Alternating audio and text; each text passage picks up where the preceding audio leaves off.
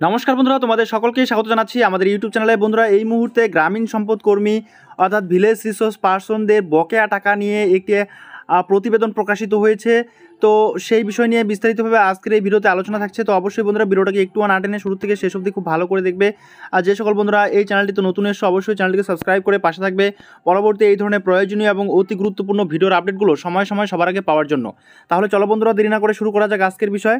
তো বন্ধুরা, এখানে আমরা দেখতে পাচ্ছি একটি প্রতিবেদন, বকেয়ার দাবিতে রাস্তায় আন্দোলন ভিআরপিদের। এখানে 4ই সেপ্টেম্বর এই আর্টিকেলটি পাবলিশড হয়েছে। দীর্ঘদিন বকেয়া মেটানো সহ নানা দাবিতে বুধবার দুপুরে কোচবিহার জেলা পরিষদের সামনে রাস্তার উপর বসে দীর্ঘক্ষণ বিক্ষোভ দেখালেন ভিলেজ রিসোর্স পার্সন বা ভিআরপিরা। তো এই নিয়ে আমি ভিডিও আপলোড করে দিয়েছি, তোমরা প্রত্যেকেই জানো কি হয়েছে না হয়েছে। তারপরেও একটি কিন্তু প্রতিবেদন প্রকাশিত হয়েছে, এই প্রতিবেদনে আমরা ডিটেলসটা দেখে নিব। প্রশাসনের কাছে বকেয়া মিটিয়ে দেওয়ার দাবি জানিয়েছেন তারা। চরম রোদকে উপেক্ষা করে এদিন জেলা পরিষদের অধীনে থাকা কয়েকশো ভিআরপির এভাবে রাস্তায় বসে বিক্ষোভ আন্দোলন ও স্লোগানকে কেন্দ্র করে জেলা পরিষদ চত্বর সরগরম হয়ে ওঠে। পরিস্থিতি সামাল দিতে বিশাল পুলিশ বাহিনী জেলা পরিষদ চত্বরে দীর্ঘক্ষণ মোতায়েন ছিল। এদিকে রাস্তায় দীর্ঘক্ষণ ধরে আন্দোলন চলায় এলাকায় ব্যাপক যানজটের সৃষ্টি হয়। এদিন আন্দোলনে নেমেছিলেন ভানুকুমারী 2 নম্বর গ্রাম পঞ্চায়েতের ভিআরপি প্রসেনজিৎ পাল। তিনি বলেন, আমরা দীর্ঘদিন ধরে জেলা পরিষদের অধীনে ভিআরপি হিসেবে কাজ করছি, কিন্তু গত 3 বছর ধরে আমাদের সাম্মানিক দেওয়া হচ্ছে না। এতে আমরা বড় বিপদে পড়েছি। পরিবার পরিজনদের নিয়ে পথে বসার অবস্থা হয়েছে। 2016 সালে লিখিত পরীক্ষা ও ইন্টারভিউয়ের মাধ্যমে এবং মাধ্যমিক পরীক্ষার রেজাল্টের ভিত্তিতে জেলা পরিষদ তাদের নিয়োগ করেছিল। জেলার 128টি গ্রাম পঞ্চায়েতে প্রত্যেকটিতে 10 জন করে কর্মী নেওয়া হয়েছে। সেই হিসাবে জেলায় তাদের 1200-এরও বেশি কর্মী রয়েছেন। তাদের দাবি, গ্রাম পঞ্চায়েতগুলিতে তারা সোশ্যাল অডিটের কাজ করেন। নিয়ম অনুযায়ী বছরে তাদের 150 দিনের সোশ্যাল অডিট করানোর কথা, কিন্তু রাজ্য সরকার তাদের বছরে মাত্র 15 দিন কাজ করায়। এখন সেটা আরও কমিয়ে 2-3 দিন করে কাজ করাচ্ছে।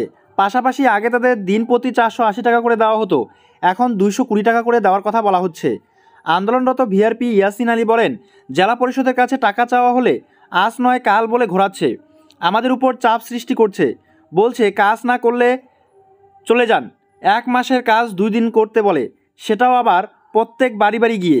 এদিন সোশ্যাল অডিটের উপর জেলা পরিষদের আমাদের প্রশিক্ষণ ছিল, আমি বকেয়ার কথা তুলতেই আমাকে মারধর করা হয়েছে। বিষয়টি নিয়ে কোচবিহার জেলা পরিষদের অ্যাডিশনাল এক্সিকিউটিভ অফিসার তথা অতিরিক্ত জেলাশাসক সৌমেন দত্ত বলেন, ভুল বোঝাবুঝি থেকে একটা সমস্যা হয়েছিল, পরে সেটা মিটে গিয়েছে।